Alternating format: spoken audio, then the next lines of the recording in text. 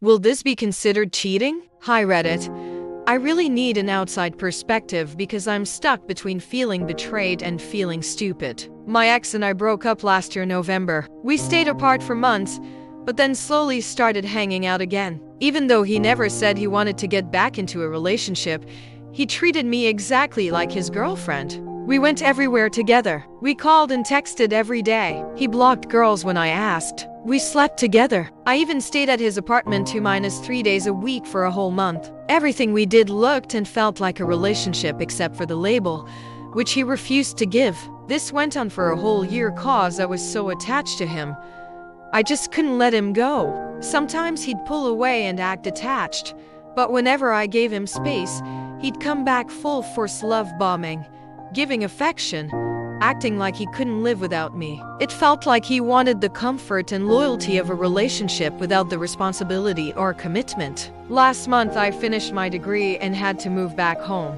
He still had time left in college. A part of me knew he'd eventually move on, but not this fast. We hooked up on my last day before I left, and 4 days later he was already with a new girl. I only found out later. Meanwhile, he was still texting me and acting like I was his partner. When I confronted him, I completely broke down. He was so cold and indifferent. He told everyone that we were just fubs, and yes, technically the breakup happened a year ago, but the way he acted does not feel like FWB behavior. To me, it felt like emotional cheating and betrayal. I was not in my senses and felt so blindsided that I ended up contacting our mutual friends and the new girl to tell them what had actually been going on. Instead, everyone called me stupid, told me he had the right to move on, and basically made me feel delusional for thinking it was cheating. It was humiliating.